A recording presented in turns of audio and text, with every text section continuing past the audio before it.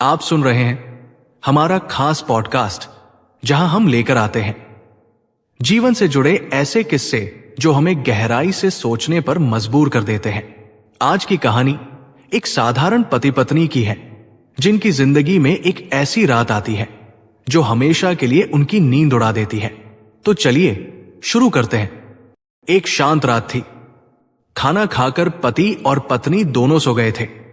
पति दिन भर फलों का ठेला लेकर कॉलोनी में घूम घूम कर अपनी आजीविका चलाता था, इसलिए थकावट में उसे अक्सर गहरी नींद आती थी। लेकिन आज की रात कुछ अलग थी। जैसे ही रात के 12 बजे पत्नी की नींद खुल गई, उसने देखा कि उसके पति जाग रहे हैं और बार बार करवट बदल रहे हैं। ये देख उसकी चिंता बढ़ गई। अपने पति को यूं बेचैन देखकर उसने आखिरकार पूछ ही लिया, क्या बात है, इतनी रात गए, आप अब तक सोए नहीं?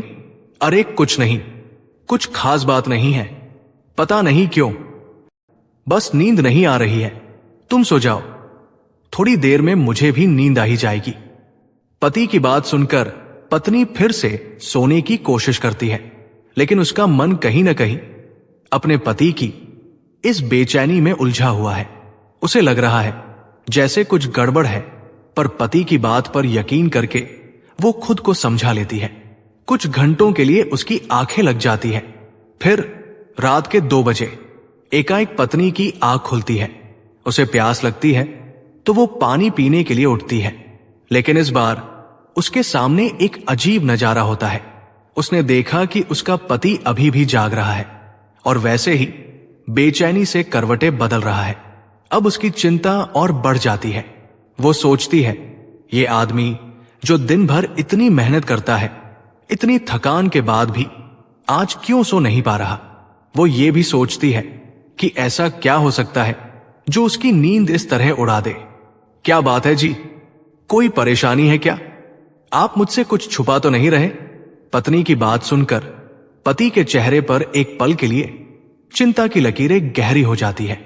फिर एक लंबी सांस लेकर वो कहता है, नहीं, टेंशन की कोई बात नहीं है, बस नींद नहीं आ रही है, तुम सो जाओ, मेरी फिक्र मत करो। लेकिन अब पत्नी का शक यकीन में बदल चुका है। उसने अपने पति का हाथ अपने सिर पर रखा और गंभीरता से बोली, खाओ मेरी कसम कि सच में कोई टेंशन वाली बात नहीं है। पति उसकी बात सुनकर सोच में पड़ जाता है। कुछ पलों तक चुप रहने के बाद उसने आखिरकार सच्चाई बताई।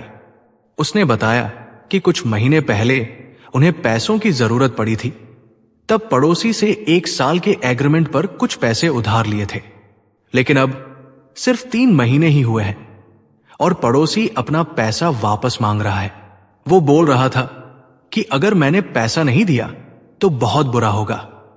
क्या करूं, ठेला बेचकर भी इतने पैसों का इंतजाम नहीं हो पाएगा।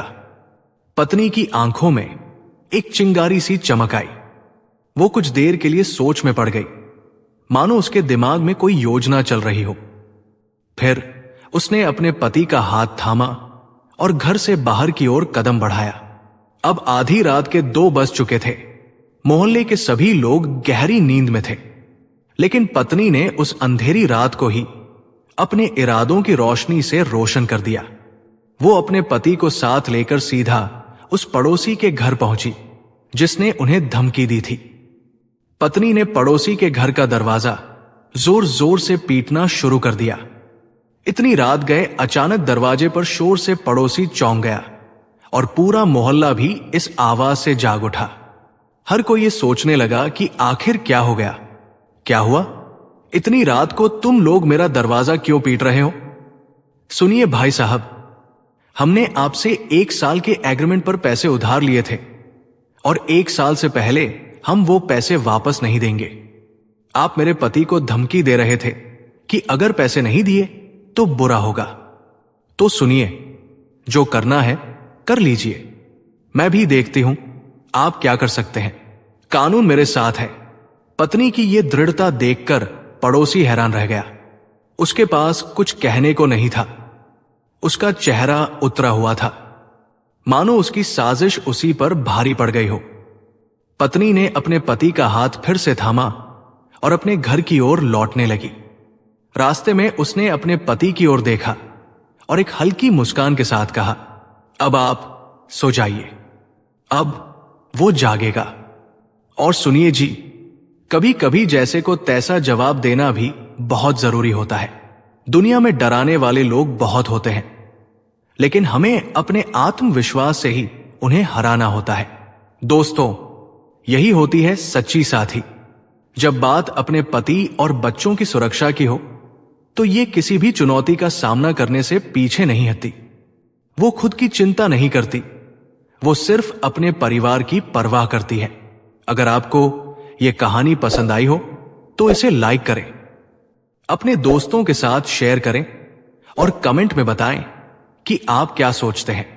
और अगर हमारे चैनल को अभी तक सब्सक्राइब नहीं किया है तो सब्सक्राइब करके बेल की घंटी को दबा दीजिए, क्योंकि हम आपके लिए ऐसी ही प्रेरणादायक कहानियां लाते रहेंगे।